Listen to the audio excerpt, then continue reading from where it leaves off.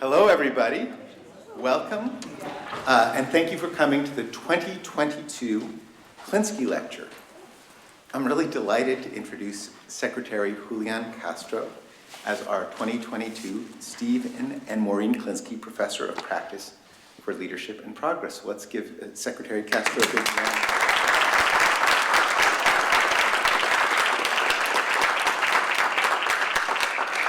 Now, I want to take a moment to recognize Steve and Maureen Klinsky. I'm really glad that they're both here with us today, and I'm going to say a few words about how this all came about. So Steve holds a JD and MBA from Harvard, and so if you're thinking about writing a third-year paper, he wrote his thesis about the then newly emerging private equity field, and went on to become the founder and CEO of the renowned private equity firm New Mountain Capital. He's a deeply committed philanthropist, especially in education reform. He founded Modern States Education Alliance, which is a nonprofit that aims to make college more affordable, and also the founder of the Gary Klinsky Children's Centers and Victory Education Partners. Steve's a great friend of HLS, and he's served on the Dean's Advisory Board since 2013. So great to have you here. Let's give Steve a big round of applause.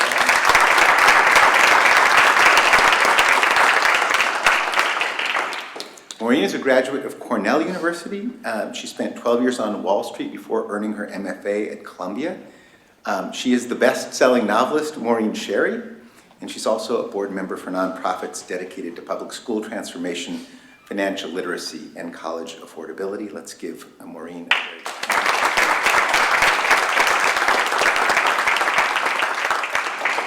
Now, in 2013, Steve and Maureen had the great idea of creating this professorship, the Stephen and Maureen Klinsky Professorship of Practice for Leadership and Progress. Now notice those important words.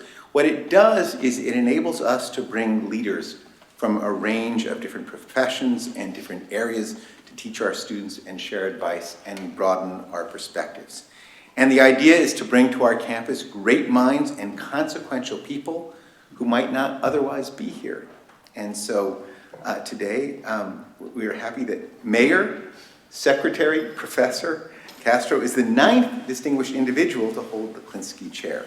So I want to thank Steve and Maureen for their friendship and their commitment to the next generation of great lawyers and leaders. So please, again, join me in a round of applause. And before I introduce Professor Castro, I'd like to invite Steve up to say a few words. Would you please oblige us? Thank you.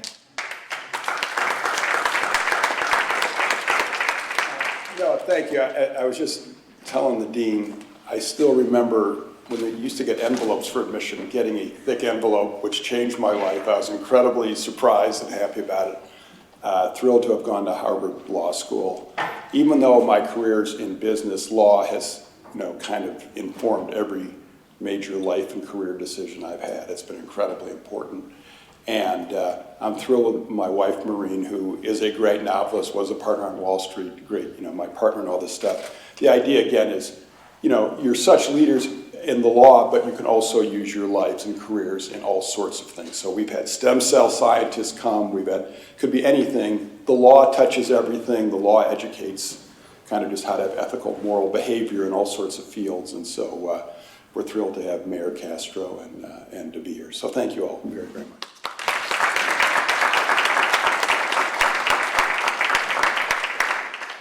Thank you, Steve. So these introductions are longer as this last one. People have many things that they've accomplished. So I'm going to try to be as brief as I possibly can. So Julián Castro earned his bachelor's degree in political science and communications from Stanford in 1996.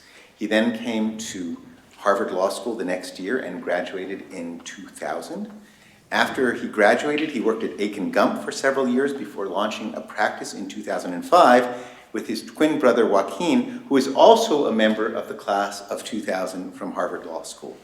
So it was when they were at Harvard Law School, correct me if I get any of this wrong, it was while you were at Harvard Law School that you and your brother began preparing to launch your political career, is that right? Okay, well, it's good work. Together, Julián and Joaquin laid the groundwork for Julián's 2001 election to the San Antonio City Council. And that was during your 3L year that you did all this planning, okay. In 2009, he successfully ran for mayor of San Antonio, a position he held for 3 terms. He was the youngest mayor of a top 50 American city and gained broad national attention for his 2012 keynote address at the Democratic National Convention in North Carolina. In 2014, President Obama appointed him as Secretary of Housing and Urban Development, a job he held until 2017. And the very next year, Secretary Castro published his book, An Unlikely Journey, Waking Up from My American Dream, which is an inspiring memory of his family's journey. This semester, he's sharing his deep insights and experiences on housing and cities in the 21st century with our students through a course called From Crisis to Opportunity, Leadership in Post-Pandemic Urban America. And by the way, in case you're wondering what happened to his twin brother and classmate, Joaquin, well, don't worry, he's doing well too. Representative Julián Castro, also, as I said, a member of our class of 2000, has represented Texas's 20th congressional district since 2013. So these 2 great Harvard lawyers and leaders have been making a difference in the lives of people of San Antonio and America since they both graduated.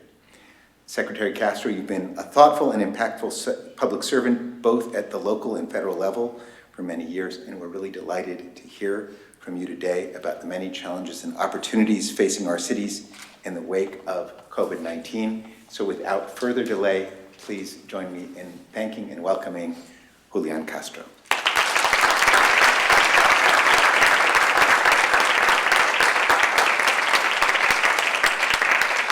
Thank you so much, Dean Manning.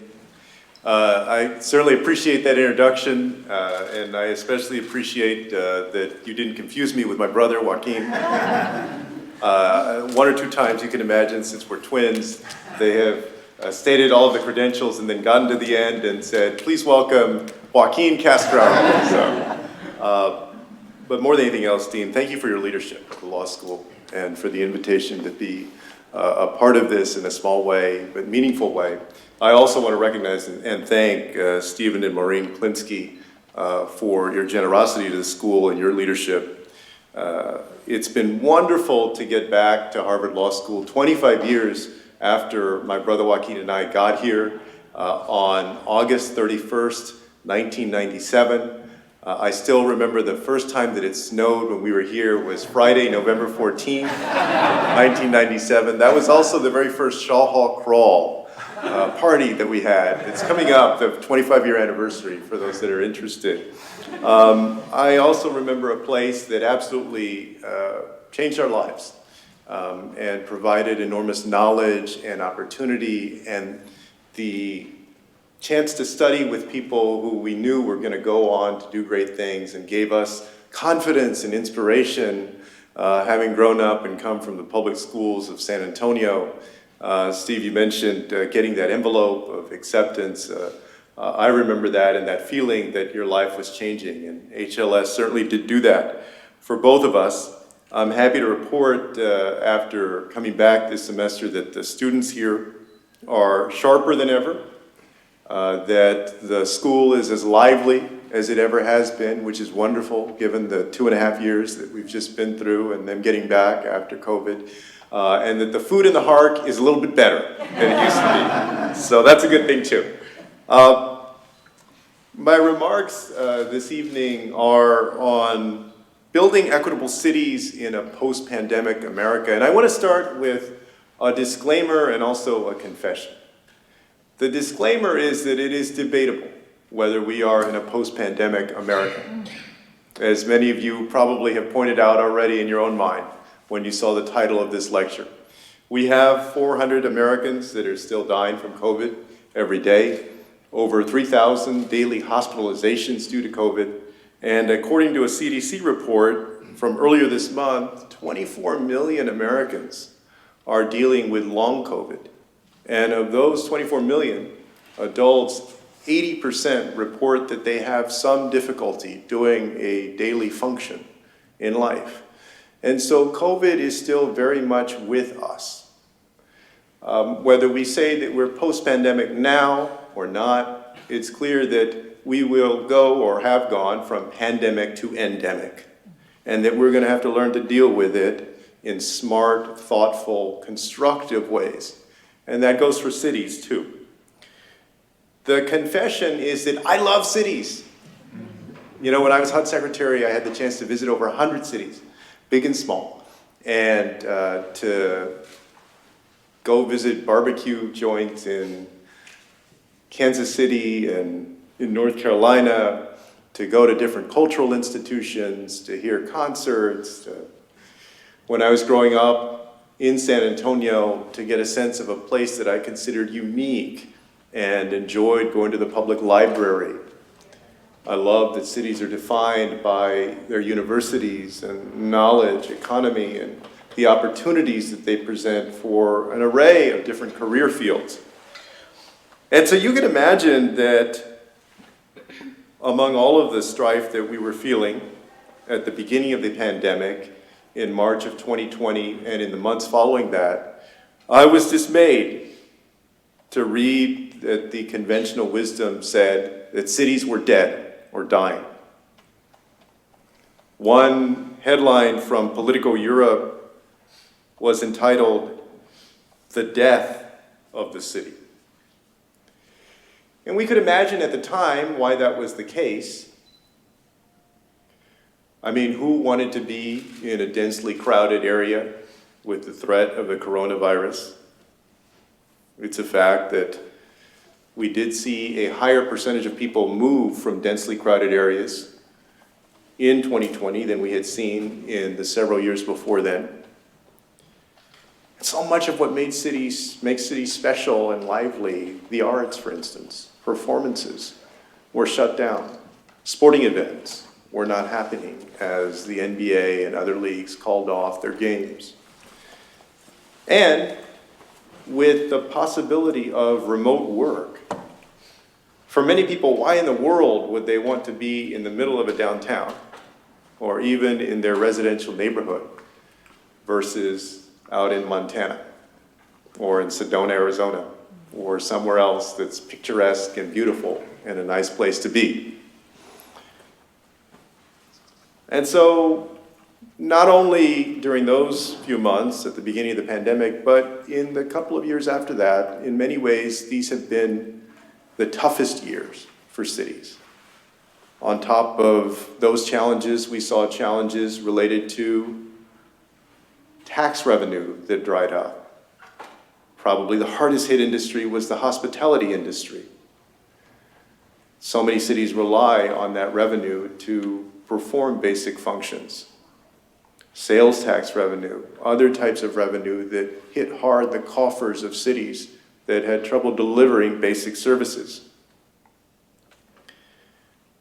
After the murder of George Floyd, trust in police departments across the country plummeted. Cities also got into fights over the limits of their authority with state legislatures around the ability to fashion their own mask mandates and other types of precautionary measures that threatened to hurt their interests, not just on the issue of responding to COVID, but on funding in the future and other priorities that they have when legislatures meet. And yet, here we are in October of 2022, more than 2.5 years after the President of the United States declared a national emergency on March 13th, 2020, for the coronavirus. And in many ways, cities have rebounded. They have come back. They are alive. Just a few weeks ago, I took a stroll in Times Square at about 11 o'clock at night on a Friday. And it was glorious to feel the energy, the vitality, and so many people that were out there. And you can write that story in city after city and in so many neighborhoods across our country.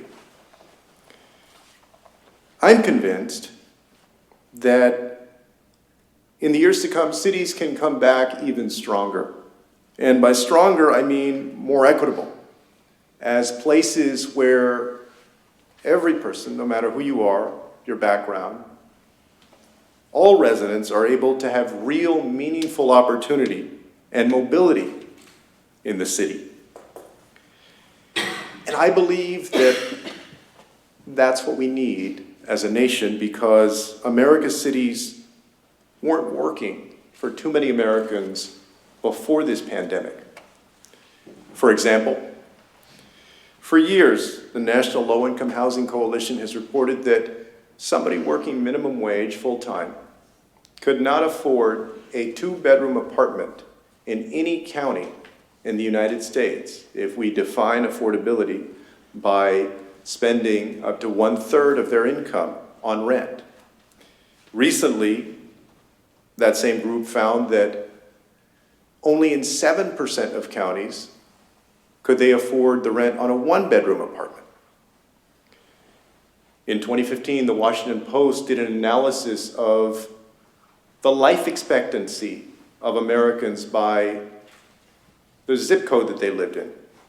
And it found that in 14 different neighborhoods in Baltimore, life expectancy was lower than in North Korea. Countless analyses have documented gaps in education outcomes, health outcomes, economic outcomes based on where people live, and also, of course, based on their background. Just today, it was reported that in New York City, 104,000 students are homeless. And so the challenges that cities have faced go far beyond what we saw during the pandemic, but they were exacerbated by the pandemic. These are the challenges of today. They're long-standing ones. They're exacerbated by COVID, as I said. But cities also have, in this moment, I believe, a unique and powerful opportunity to achieve greater equity for their residents. Why is that? Why do I believe that? First of all, because cities are still the places where things actually get done. People know each other in cities. People meet face-to-face in their neighborhood association meetings, their homeowner association meetings. They go to town halls. They go to school board meetings. Oftentimes, unlike our federal government and state government, cities are nonpartisan in their elections. I was elected first as a nonpartisan council member and mayor. I didn't have to declare whether I was a Democrat or a Republican. And what I found was that that allowed me to work across the aisle with people based on issues and our common interests, instead of immediately getting trapped in a partisan divide of what was expected of me as a Democrat, or for some of my colleagues as Republicans. That lent itself in those cities that are nonpartisan, because not all cities are, particularly on the East Coast, but in the South and West, many of them are. It lent itself to a more constructive dialogue that sometimes led to progress on ensuring opportunity for everybody. Another tailwind that cities face today that they didn't have just a couple of years ago is unprecedented federal investment. From $350 billion in COVID relief to investment of hundreds of billions of dollars from the infrastructure bill to, more recently, money from the Inflation Reduction Act. Cities have been invested in from Washington like they haven't seen in a very long time, or perhaps ever. And so they have resources at their disposal that they could not have dreamt of just a few years ago, in housing, in economic development, in education, in a number of other ways. And so they have both these challenges to address. They have the resources that they didn't have before to address them. And fortunately, because of the lessons learned from this pandemic, Cities are beginning to do things differently, and I would argue better, to enhance opportunity and achieve equity. And in the years to come, I think that we can take a page from some of them who have shown a willingness to do certain things. What are those things? First of all, to be creative, to innovate, to not be afraid to go against the grain. For instance, during the course of this reading group, we went over the partnership between California state government and local communities with something called Room Key that transformed into Home Key during the pandemic. Room Key was the dedication of funds to people who are homeless to be able to get into a hotel room at night. Think about this. Our general model of providing affordable housing has been, we don't have enough affordable housing because we have to go build it. We simply don't have enough shelter, or we have temporary shelter for folks. Room Key transitioned into California's Home Key program, which is the purchase of dilapidated, unused hotels and motels, the renovation of them, and the provision of them to people who need permanent housing, matched to supportive services to help folks go back and get their GED or get mental health treatment that they need, or other supportive treatment that stabilizes their lives. A second example is Denver's STAR program. The STAR program is an initiative to dispatch not police but mental health workers to people who are having mental health episodes. So far, after 15 months, they went out on over 1,600 calls. And of those 1,600 calls, there were no arrests that were made. Think about that, no arrests. Instead, people who were having mental health challenges were provided the resources that they need. There was follow-through, casework that helps get them to a better place and to stabilize them. A third example of this kind of creativity and innovation has been equity budgeting that cities from Portland to my home city of San Antonio to a number of others throughout the South and West and other places have pursued. Equity budgeting is different from the approach that you often see in many single-member district cities. When I was coming up in local government, the idea was that if there are 10 districts, then each district's representative would get 1/10 of the pie when it comes to money to repair potholes or invest in parks or other types of infrastructure. It was sort of a compromise that folks came up with to avoid political wrangling. But it really wasn't equitable when you'd had decades of underinvestment in certain neighborhoods. And those neighborhoods tended to be, of course, lower income and tended to be Black and brown neighborhoods. And so equity budgeting has been a way to address some of those historic inequities and underinvestment that is smart and that is citizen-driven, informed by the wishes, the desires of neighborhoods throughout the community. And finally, cities across the country have begun to invest more in early education. The research is very clear that if you have $1 to spend, spending that dollar early in a child's life can make a big difference in the trajectory of their educational achievement. In San Antonio, when I was mayor, one of my proudest moments was getting the taxpayers to increase the tax rate by 1/8, the sales tax by 1/8 of a cent, so that we would generate $31 million a year to fund full-day, high-quality pre-K for 22,000 four-year-olds over the course of 8 years. Other cities have done similar investments in pre-K, New York City being one of them, with mixed results as they try and improve and get things right, but with a commitment to trying to ensure that students, no matter who they are or where they live, are able to get off to a great start in their educational journey. In addition to being creative and innovative, cities have an opportunity to do something that is one of the hardest things for them to do. In fact, that very few do very well, and that's to act regionally. Too often times, cities and suburbs see themselves as competitors. Let's take, for instance, economic development. There's a company, Tesla or Apple or another company, that is thinking about locating 900 jobs in an area. And the big city puts in its bid to attract them within the city bounds. But 2 or 3 suburbs also follow suit, literally competing against the city that's their next door neighbor.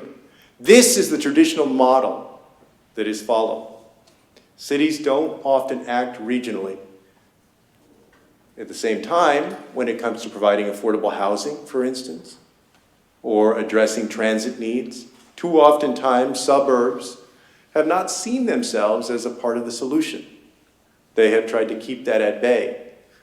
Our law books are filled with examples of cases of suburbs trying to keep out housing that was affordable, multifamily often, even senior housing. And so the smartest cities, though, are those that can find a way to begin a dialogue and ultimately to act in a regional way on economic development, on affordable housing, on linking that affordable housing to transit opportunities and job opportunities.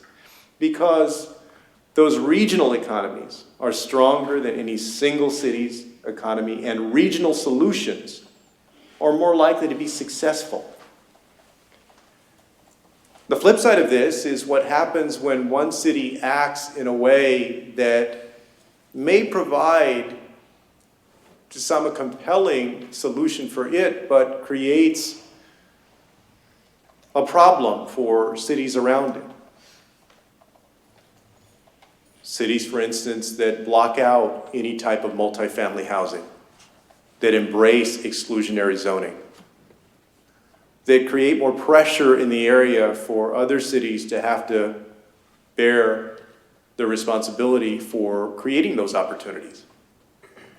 We see that all over the place. Third, cities have an opportunity to revamp their economic development model. The model of the 70s through the 90s of local economic development was very focused on trying to bring in the big company, the huge announcement that everybody could cut a ribbon for. My hope is that the focus that we have seen during the pandemic on small business, accommodating small business through allowing for sidewalk space to be used for outdoor dining, streamlining permitting and cutting red tape so that small businesses could more easily survive, accommodating them in beneficial ways when it came to local tax policy and other ways. The added attention on them was something that most cities have not been great about doing, as their economic development has been focused on bigger fish. Cities can take those lessons and continue that focus on small business and also move to a more people-centered approach on economic development that values building up the knowledge of the resident base and concerning itself with things like wages and benefits and putting a premium on those companies that are the best corporate citizens as well. And also taking account of the holistic impact of investment in a city. Let's take the example of Reno, for instance. Reno hit a home run in economic development circles a few years ago when it attracted Tesla. And that's generally a good thing. Who wouldn't want that kind of investment? In fact, when I was mayor of San Antonio, we were pursuing that investment in manufacturing. But the short-sightedness of our traditional approach in local communities has been that we often don't think about what kind of stress those investments put on the housing market. In Reno, the cost of housing has skyrocketed. What kind of stress it puts on the number of seats that are needed in classrooms, on the infrastructure that we drive on. This panoramic view, holistic view of economic development that does not say to companies, we don't want you, but instead becomes a partner with them and with the community and trying to figure out the best approach to make sure that not only does the company benefit and the city as an entity benefit, but also the people who are already there benefit as well. Fourth, cities can't be afraid to take on politics as usual. Too often times on city councils across the country, decisions are made to preserve collegiality. Y'all see this all the time, oftentimes in Congress, or maybe less so today. But still, in politics. But let me give you a precise example of what I'm talking about. One of the biggest challenges that we have in affordable housing development at the local level is being able to put affordable housing in different parts of a community. It simply is not possible in many places. And now I'm not just talking about in the suburbs, but I mean in neighborhoods within a city. In a lot of these cities, they operate under single-member district government. So if there are 10 council districts, they're divided up geographically and you have 10 representatives. And land use decisions come up generally through a planning commission and or zoning commission. They come up to the council member of that district. Too often times in cities, the custom has developed that the colleagues of the member whose district that development is in will defer to that council member as to whether they'll support a zoning change or not. So what happens time after time when an affordable housing development comes up? People come up to the microphone and they badmouth the potential for those people to come into their neighborhood. I sat through many of these hearings as a councilman and mayor, and I have to tell you that in all of those times, many times I couldn't tell the difference between people who were Democrats or Republicans. That seemed to unite folks who just didn't want poor people in their neighborhood. And those folks put a lot of pressure on that council member who represents them. That council member is looking at that big crowd, that angry crowd, and thinking in the next election, if I don't go their way, they're going to vote against me. And because that council member often gives in to that pressure, their colleagues follow suit because of custom. It is time for more and more council members, local representatives, to have the courage on a case-by-case-by-case opportunity to do things like buck customs that have developed in politics that harm our ability to create opportunity for lower income Americans and to achieve greater equity throughout the geography of a city. It may sound small, but you add up all of the different times that this issue comes up in city after city, and it adds up very quickly. Cities also must do a lot better in measuring the results of their investments. I've often said that whether you're liberal or conservative, when you spend money, you have an interest in understanding whether you get the desired result. In fact, for those of us who are progressive, we should have an even greater interest in making sure that these programs are actually working, because you want to have the greatest impact that you can. And when programs don't work, it means that local elected officials and federal officials should have the courage to change those programs or to fund something else instead of those programs. That's a nearly impossible task, I found out in Washington, D.C. But I think it's still possible at the local level. And finally, cities must work to bolster their relationships with state governments and to expand their home rule authority. As I mentioned a little bit earlier, during COVID, in places like Texas and Florida and a few other states, what you saw were cities butting heads with their state capitals about the limits of their authority on mask requirements and school requirements and other types of precautionary measures where there were disagreements about the best approach to take. Not only for the possibility of a future public health crisis like COVID, but for the everyday ability of cities to actually achieve equity. Cities must do what they can to work with legislatures to stop the encroachment on authority that is happening in legislature after legislature, not only in red states, but also in some blue states too.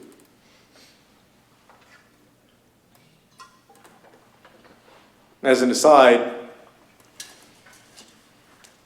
I find it ironic that many of the same state legislatures that have championed local control for years and years today will not even give a city the ability to ban a plastic bag if they want, or make other determinations that are fundamentally close to the ground and formed by neighbors at the local level based on data and information. This should be a priority for cities as legislatures begin their work again, many of them in January of 2023. I hope if there's one lesson that not just cities, but our entire country and all of us have taken from the pandemic, it's this: that all of us are in this together. No matter who you were during COVID, you felt it. You were touched by it. Not everybody was touched in the same way, but everybody was affected by it. That kind of shared experience, unfortunately, is rarer and rarer in our world today. And the question is whether we as a society have gleaned a better understanding of the lives and experiences of other people, of that farm worker who kept working in California in the fields, or the meat plant worker, or the nurse on that overnight shift, or the teacher who showed up in the classroom and had to adapt and do virtual learning, or the first responder whose loved ones worried about him or her every time they went on a run and exposed themselves, perhaps, to COVID. That their experiences, their lives, they affect our own lives and experiences intimately. I think that that was revealed like it has not been in quite a while, or perhaps ever, by our experience with COVID-19. Your generation will be able to take that knowledge and those lessons, I hope, and apply your intelligence and creativity and compassion and determination and sense of fairness and justice to coming up with good solutions. I've been heartened by the 13 students that I had in my reading group and their interest in local communities and determination in their own way to make a difference in the years to come. It doesn't surprise me because I know that that's the kind of student that we have here at Harvard Law School. The thing is that our country and its cities sorely need your leadership. Your training here is a very good start. If you think about our country today, the best tenets of the legal profession are an antidote to some of our biggest challenges. Things like understanding that there's always more than one side to the story. making decisions based on facts and evidence instead of emotion, reserving judgment until you understand the facts and the evidence.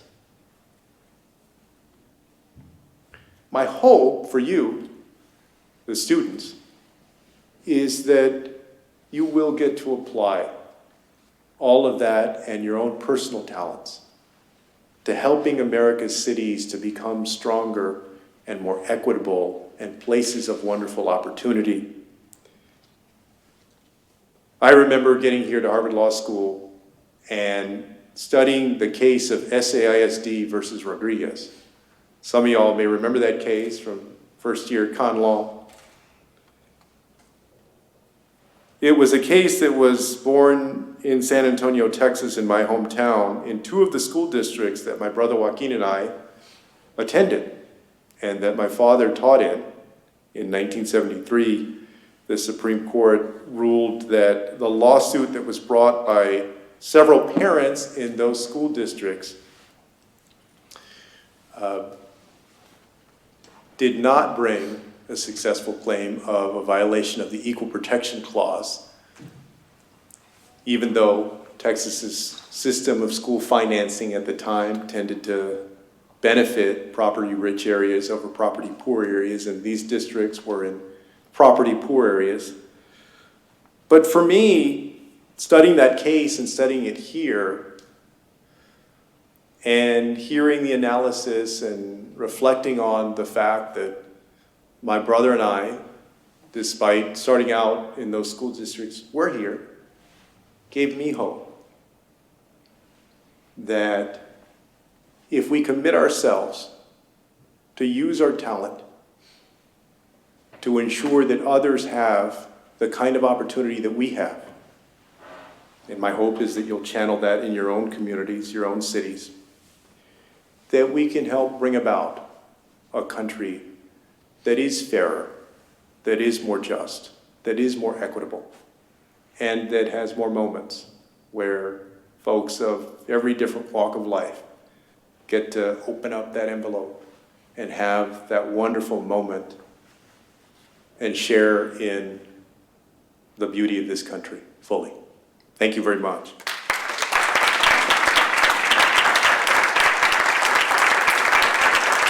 And I think I'm going to take questions that folks have. Okay. Yeah. It's a microphone.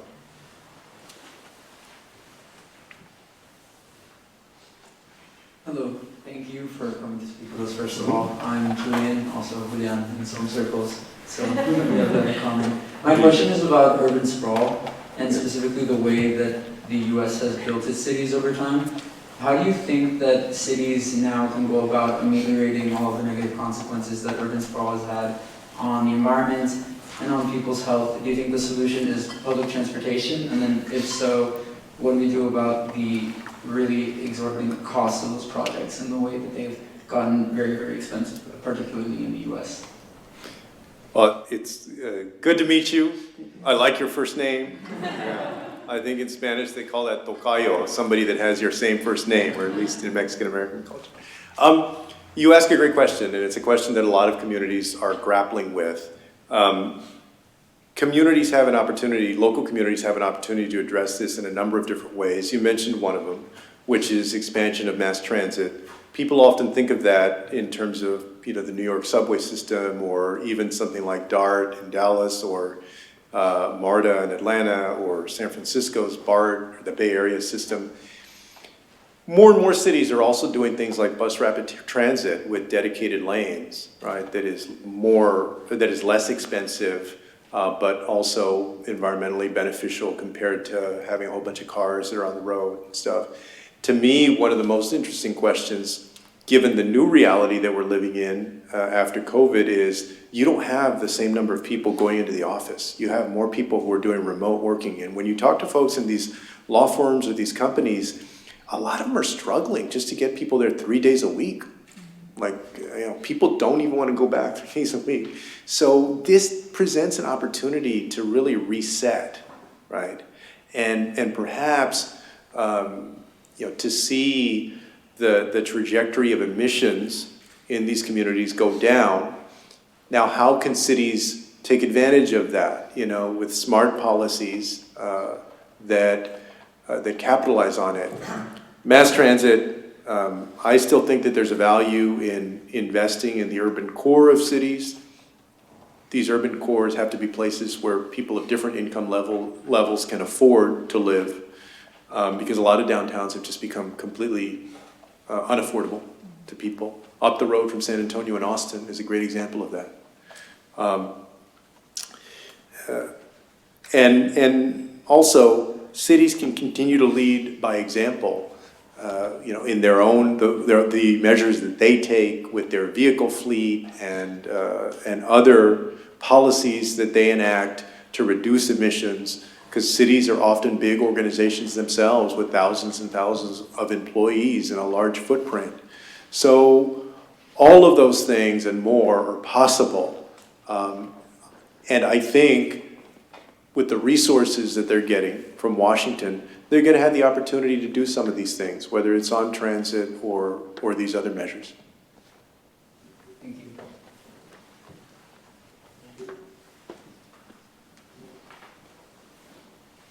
Hi, Secretary Castro. Thank you so much for your lecture today. My name is Christine Kwan. My city is Los Angeles, which is in a bit of turmoil right now, but will emerge stronger for it, I have to hope. My question is inspired by your remarks about when cities butt heads with their state legislatures, and more than that, I know sometimes there's something I think called hyper-preemption in academic work, really, is when state government is acting hostily, anti-democratically, and kind of preventing city leadership from promoting equity advancing measures. And you mentioned mask mandates, but there's, I think, Florida's anti-protest bill is like kind of punishing cities for it. And you mentioned one thing is for cities to kind of feel like an imperative to work with their state legislatures and try to expand home rule authority. But beyond that, I'd be so curious for your thoughts on creative, innovative ways for cities when they are kind of creatures of the state, what they can do. Yeah, it's tough, right? But let me give you another example. One of the things that we've seen over the last couple of decades, really maybe more, maybe let's say 30 years, has been the proliferation of non-city, but other types of districts, from tax increment financing districts to municipal utility districts to other types of districts that have their own taxing authority and their own legal standing. And sometimes cities have been able to use one of those to accomplish in a more discreet way, oftentimes on a smaller scale, in neighborhoods, the types of projects that they want to accomplish. It is very difficult. I won't, there's no way to sugarcoat it. And I live in Texas, and so I see this firsthand, where over the last 3 legislative sessions, the tension between the big urban communities and Austin has gotten higher and higher. But it happens even in California. And a few years ago in California, they did away with one type of vehicle to do affordable housing.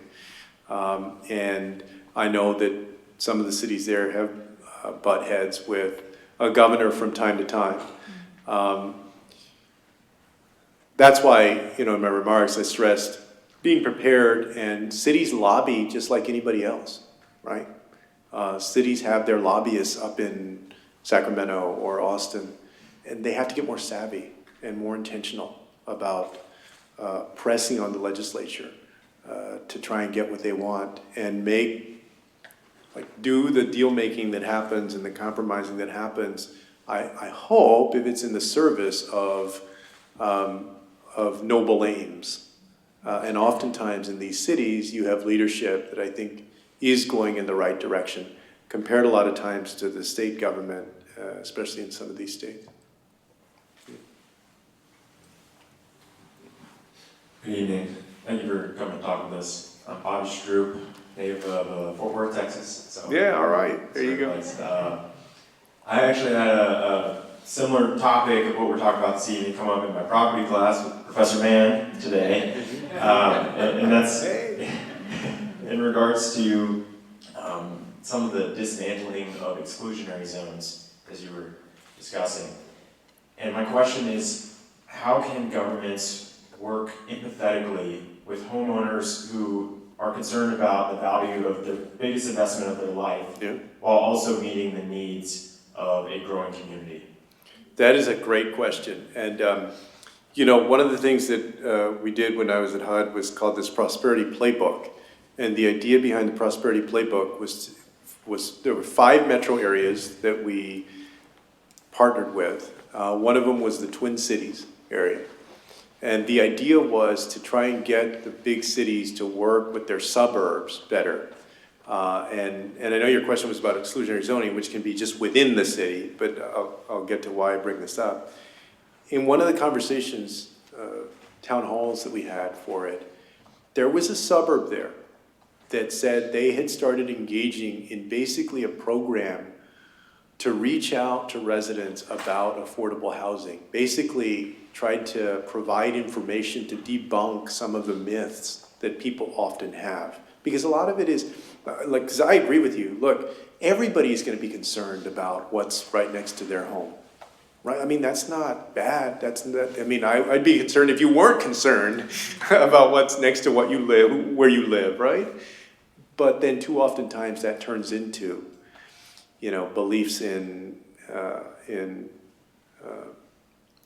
or misbeliefs about people and the stigma that is associated with low-income folks. And then also there's often a racial element to it, of course. We've seen that time after time. And so a bigotry to it, a keeping out of certain people. Well, time after time, what we've seen is when these developments do go into places, the folks are fine. They're great residents, they're good neighbors, you know, they're responsible. And also, maybe to the point of your question, analyses have shown that the values do not plummet the way that people feared that they would. But people have to know that. And it was the only time that I heard of this kind of outreach. And I always tear my hair out because I cannot remember the suburb that it was, but I know that it was in there in our meeting about the Twin Cities. I think that a lot of that education has to happen, especially in suburban communities and more affluent communities. And that's not even a guarantee that something's going to change, but it has to be that kind of intensive working with the community and over time, because I don't think that's something that you can accomplish within the time frame of a single zoning request, for instance, an application that just takes usually a few months or maybe, 18 months if it's slow somewhere. Unless you're in California, that can take probably 5 years, It has to be ongoing. There has to be this reality testing that happens to debunk those myths.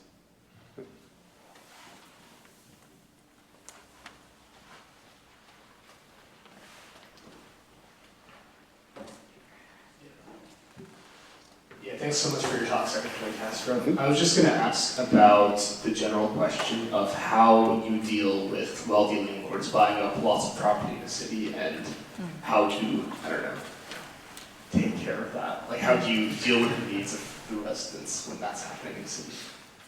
It's a great question, and there have been some analyses that show that buying up of homes by investors has caused, increase in rental costs and general increase in costs in the market. And at the local level, there haven't been, at least I have not seen, too many examples of communities successfully addressing that.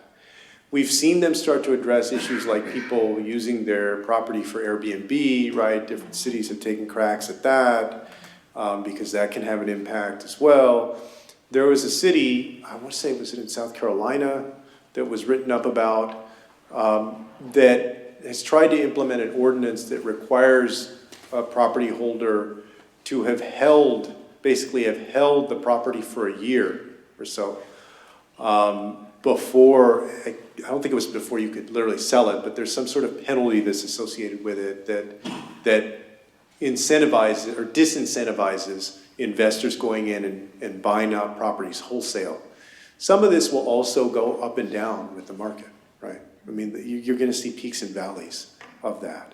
But I do think that both in Washington and state governments, and then also locally, that we need to be more thoughtful about the impact that that can have on the cost of housing to people that just want to rent a place or just want to buy a home.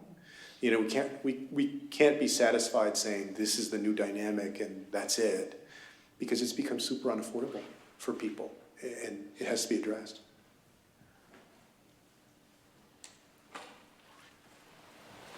Thanks so much for talking with us, Secretary Castro. My name is Sarah. I'm a fellow San Antonio native. Oh, there you go. Yeah, and a product of cities. I've lived in cities all my life, and a lot of my interests lie in urban policy. At the same time, I am increasingly concerned about the urban-rural divide and how that's impacting our country, both with how rural communities are struggling and also how it's impacting and maybe exacerbating political divisions. I'm curious what role, if any, you think urban policy can play in that, or maybe where local, state, or even federal leaders could step in to address issues that impact both the relationship between cities and sort of their rural counterparts and rural communities in general. Well, I do think that there ought to be a lot more dialogue among public policy leaders and elected officials in urban and rural communities. One of the challenges that rural communities face is, you know, there's this caricature of cities, of the slums, you know, and of ghettos and barrios that developed over time, and people have associated, you know, have made bad associations, negative associations, but also associated poverty oftentimes with belonging to the cities. And the numbers actually bear out that you have deep poverty in a lot of rural communities in our country. And rural communities, at least in certain states, are also more diverse than a lot of people think. And one of the folks who has been a leader in Congress on this is Representative Jim Clyburn from South Carolina, who for years has preached the need to address rural poverty. And so I think that to the extent at an elected official level, and then also organizationally, things like the League of Cities and organizations that represent rural communities are able to work together and come up with a push for policies and investments that are able to benefit both urban and rural communities, and that urban communities support investments like expanding broadband to the entirety of the United States, right? Because we also have pockets in urban areas that don't have good access to broadband. I think that we'll find that there's good common ground on policy and investments to be worked on. But oftentimes in our political dialogue, these communities are sort of seen as completely different and opposed to each other in terms of their interests. And I don't necessarily think that's true most of the time. So I think we have time for one more question.